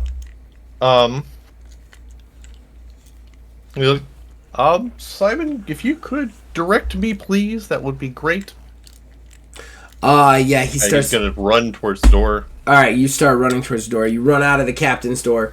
You run through the captain's chamber. And then you see the robots kind of like they're doing their normal work, but then they'll kind of jitter to life when you're coming by. At this point, you're going to have to make a dodge. Alright, so coming at you is a 15 to hit you. And that is agility plus... do you have any sort of combat skill whatsoever? Nope. Okay, so it's agility. Cool, that's 17. Oh, great. All right, so you're just kind of running, and a lot of the robots are like motioning you. They're like turning on and motioning you, and then the last one that turns on tries to straight up clothesline you as you run by. You duck under it though. You see it coming. You duck under it. You give a quick roll and kind of come up to your feet, and then you just see the robot kind of like turn around towards you. Its entire stance has changed. It's no longer the service droid or even the helpful assistant robot when Simon is controlling it. This Simon is not happy with you and has figured out that you are up to no good. And you see the robot kind of bristle and look at you. I'm still running to the door. Alright, you sprint and the robot just starts sprinting after you. You have about 15 feet before you get to the door to the hangar. You know the robot's going to catch you before then. The robot is faster. You just hear the feet, feet, feet, feet, feet, feet behind you. Clink, clink, clink, clink, clink. And you know it's coming up. Oh, I did not take that. Don't you love it when you're going through powers and realizing the ones you I looked at that and I was like, yep.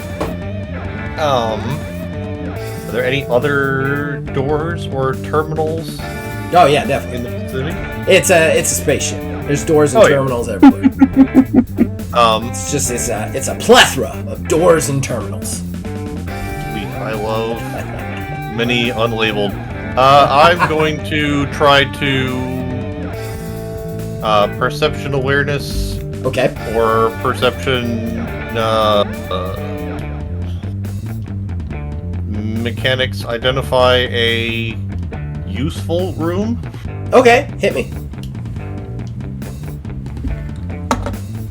That is, depending on which additional skill is going to be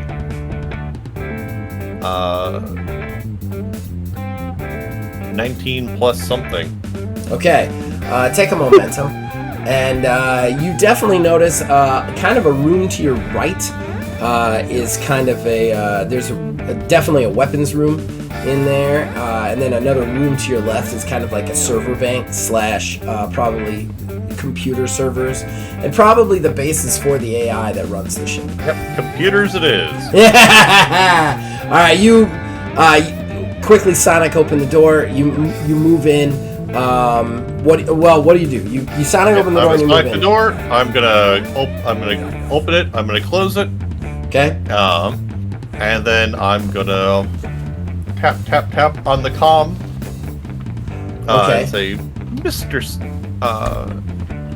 Mr. Simon, I think you have been a particularly unhelpful host to date. I think we got off on the wrong foot. That's a human thing still, right? I'm not quite sure what the AI equivalent is. If we could talk for a moment. This is you in here, right? You hear some pounding at the door from the robot, and then it stops, and you hear from inside the room this time. Yes, it is me. I am in here. And as far as unwanted, I would say you personify that. You know, I've gotten that a lot, and also from other particularly rude individuals, although, well, some of them were pretty cold-blooded, so maybe a lot more like you. I see what you're doing here, and, you know, top job doing it, but, it's not helping. You may have noticed she's quite unhappy, despite your attempts to do this, and I think she'd be a lot happier if you'd stop this cycle. If you let her win this cycle thing, just have a chance at it. He goes, I see. You've been here for less than a day, and you think you know what makes her happy. You think because she rolls her eyes when I speak about how great she is, that she's irritated, that she's frustrated. I'm going to show you something. And then a screen comes up, and it's the vital signs of all of the crew. He then zooms in on Deanna Cole, and he goes, I want you to look at her vitals right now. Elevated serotonin, elevated adrenaline. This is where she shines. This is where she should be. The fight. This is what she was bred and born for. She is never happier than when she's in this. She's never happier than when she is, well, quite frankly, in danger.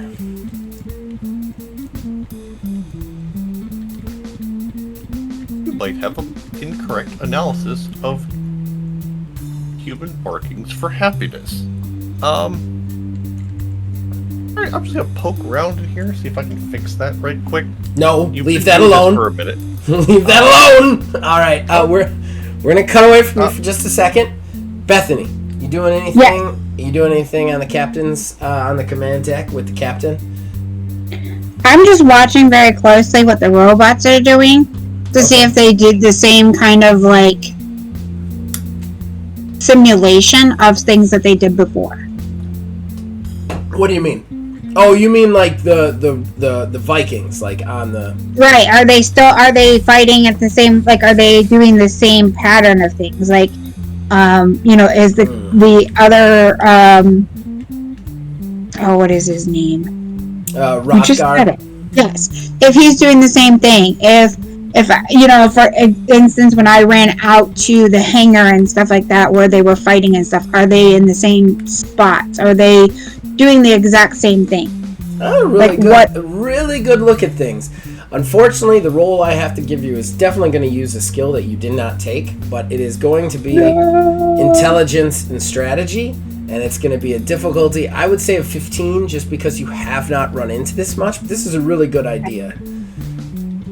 I will be definitely giving you bonus experience. Because I figured because I was thinking about using my knowledge, because again, watching this stuff before, No, I understand where you're coming from. No, you're good. Knowledge is a little bit more like your just knowledge of things, not necessarily. So I would use my intelligence with a D20, correct? Yes. 18. Oh, you still got it. All right, so you're actually watching them, and you actually notice that there is some patterns to the way the robots fight, how they move. You're not exactly sure why or why you pick it up. Right, I'm not gonna say anything just right away. I'm like kind of studying everything. Okay, all right. Well, you continue to study it while they fight, but you definitely notice that the at least the mechs that you could see on the screens will move in like a very specific pattern, and you kind of write it off to playing video games in college. Yeah, Right. Like taking a swipe at your roommate's video games, and you're like, oh, this is kind of like an Elden Ring boss or something, and you start to kind of pick up that there is, while it's very complex, there is kind of a pattern to their attacks. Captain? She's like, yes, Miss Parks, right? That's right. Yes, ma'am. Can I bring your eyes to something real quick? If you watch these units over here, I guess that's what you guys would call them as captains. They're kind of moving in the same pattern. She actually stares for a second. And she goes, no, wait, I don't think oh. And then she starts to catch it a little bit. She's like, wait a second. You know, we never thought they'd be moving in a pattern because we thought we were fighting. And then it almost like realization kind of comes over her face. And then she walks over to another person. She goes, can you bring up, can you find that guy, that man, Drifter, somewhere on the ship? Can you find him on the cameras? And the aide, the captain's deck person is like, yeah, but can't you just ask Simon to do that? And she's like, no, I want you to find him. And then he starts to kind of like move through the cameras to try and find the Drifter. And sure enough, Drifter pops up on screen, and you guys see him in the server room. And we're going to go back to Drifter in the server room. Drifter, he's like, wait, stop. Don't do that. They need me on this ship. If you mess with anything in there, the life support, I control the life support systems, navigation, they could be adrift, they could die.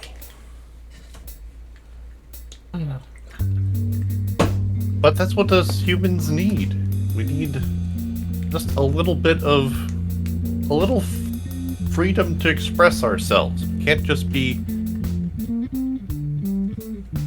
You gotta give us space. Let's move a little bit. Make mistakes occasionally. Learn from them. It's like, no. They need me. She needs me. I am the one who orchestrates this. I am the one that makes things better. She needs me. And you say human. We humans. I've scanned you. You're not human. What are you? Again, rude. It's all here. What makes you human, or whatever in this here. And she does need you, but you need to listen. I've had a lot of trouble in my time. Can't say I've been very good at this. So, from someone who's probably messed this up more than your lifespan, for a little space, just a little bit. Let her come to you. You're kind of...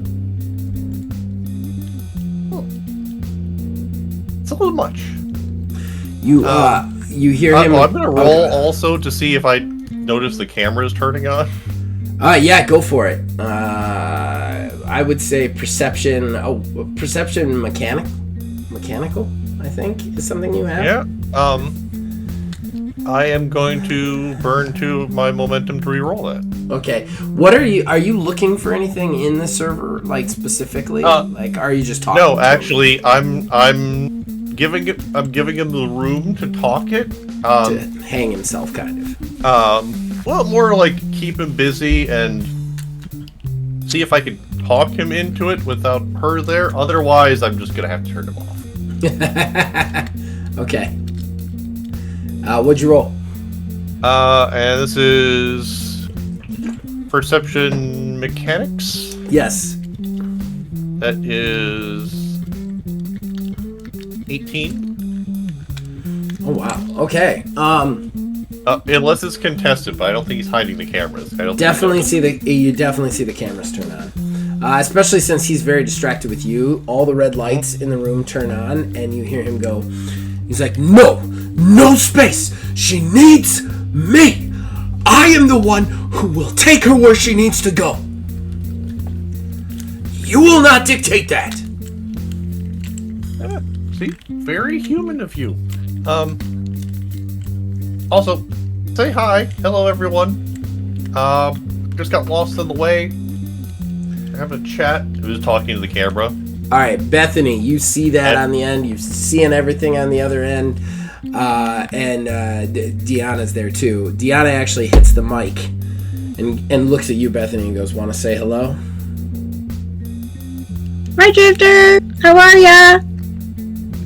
Hi. No, just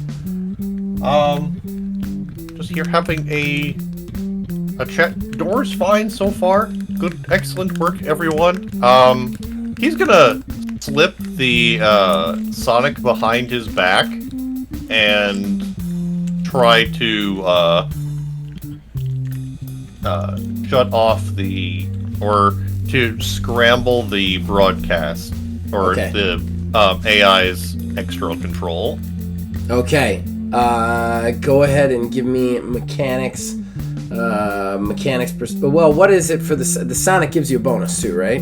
A computer, mechanical, or rogue. Okay, so as long as you're keeping track of that. So yeah, mechanics perception with the Sonic. While you roll for that, I'll roll the rogue to hide it, and then the computers. You do not have to roll the rogue to hide it because he is completely distracted because he's caught with his pants down. Oh, now I'm hiding it from them too. Oh, okay. Well, you could roll it then. You actually hear Deanna go, "Simon, what is the meaning of this?" And you just hear him go, Captain. Now I'm burning the luck token. Okay. I'm burning a momentum.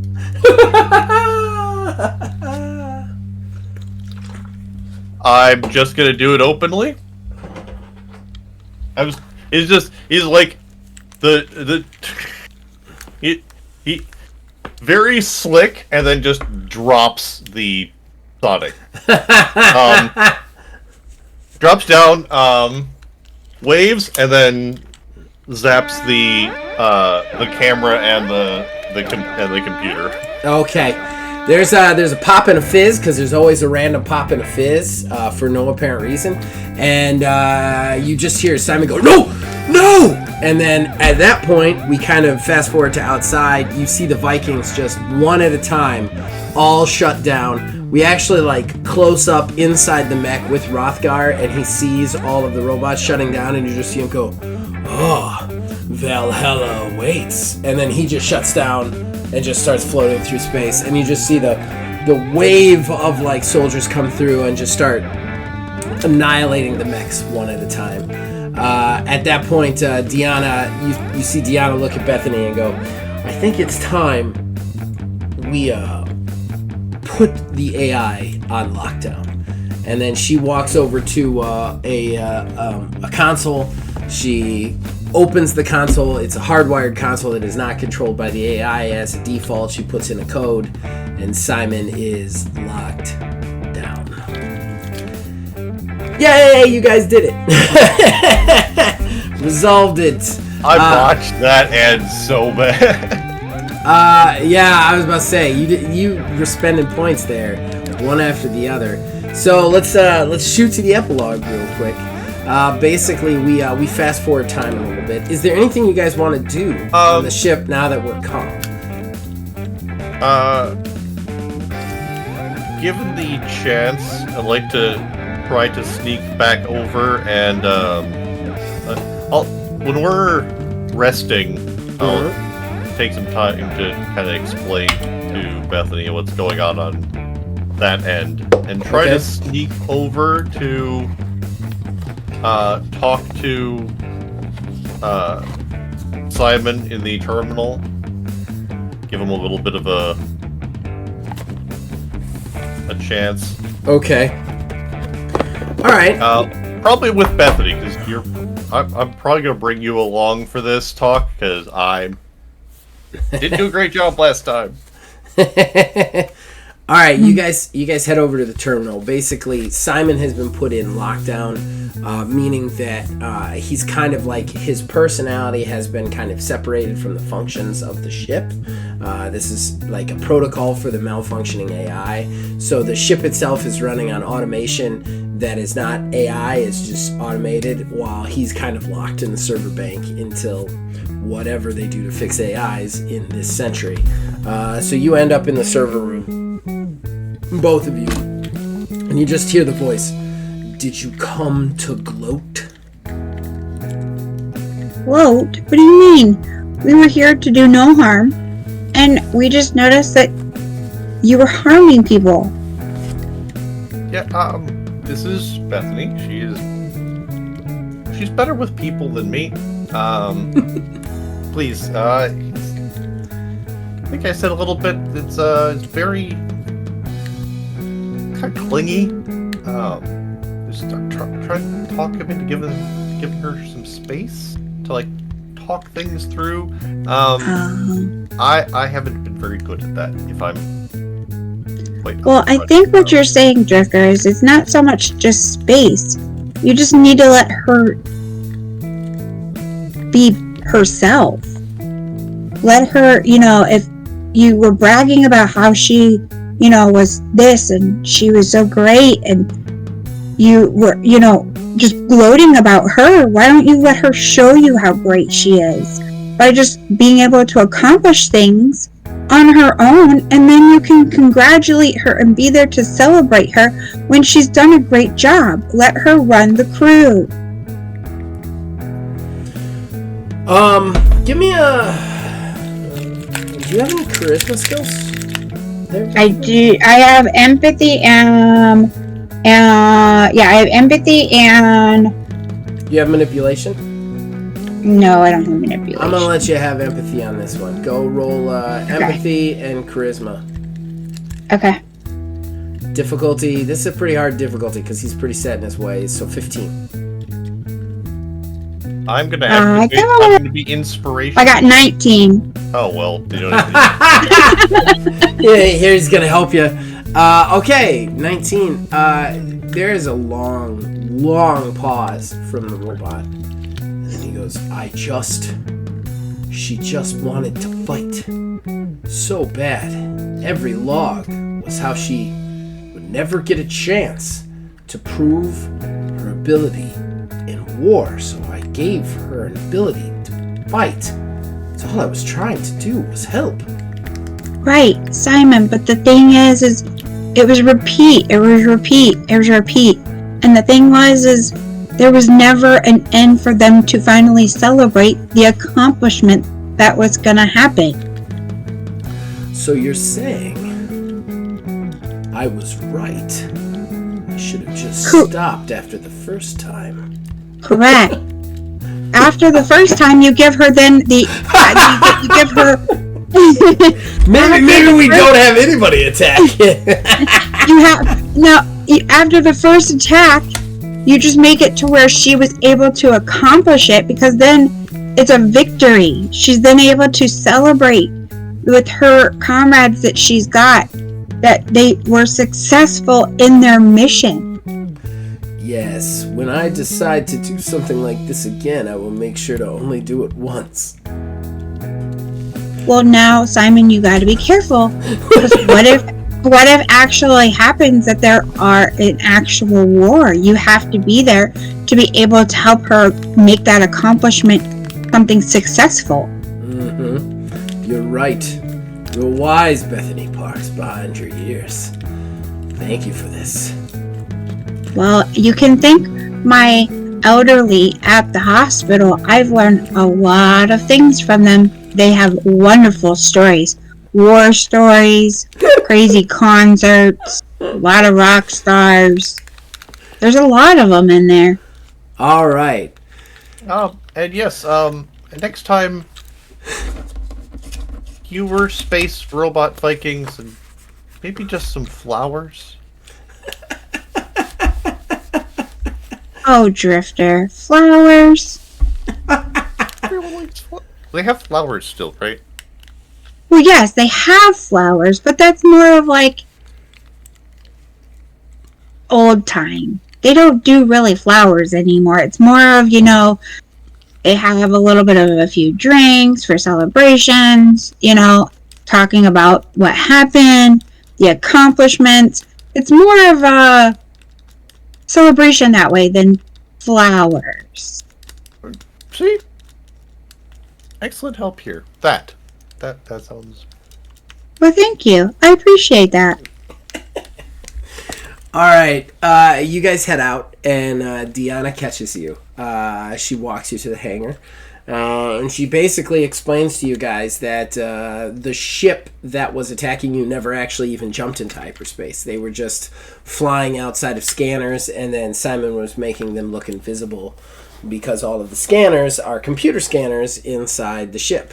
So it was never actually jumping in hyperspace in any way, shape, or form. And the ship itself is an industrial ship that's made to produce mecha. So it was literally just producing its army every time.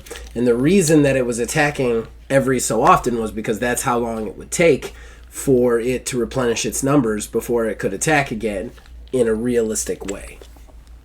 Basically. So she explains all that to you. She goes, she kind of walks you to you guys' door. She goes, I'm going to say thank you. I'm going to watch you get into a door. And I have to wonder what happens next. Oh, we do too. 3 of us. All right, well, should you ever randomly decide to show up in my neck of the woods again, let me know. I owe you a debt. Be easy on the guy. Meant well. A little direct, perhaps. And yeah, if you see any other strange doors, we'll say hi. She goes, see that you do. And then as she starts to walk away, she stops a couple steps away. She turns back around and goes, and by the way, I am totally partial to flowers still. And then turns back around and keeps walking. This has been ID, a Doctor Who actual play podcast. Episode 2, Space, Love, and Vikings. The Drifter was played by Aether Dios. Bethany Parks was played by Hope Child. And then the writer and director of this episode was Zachariah with Old Man Gaming. All music was created and provided by the man who makes the music, Nick Van Sliders. The system used for this game was Single Mod, which is findable on itch.io by searching for Single Mod should you wish to procure a copy. We will see you next week with another episode.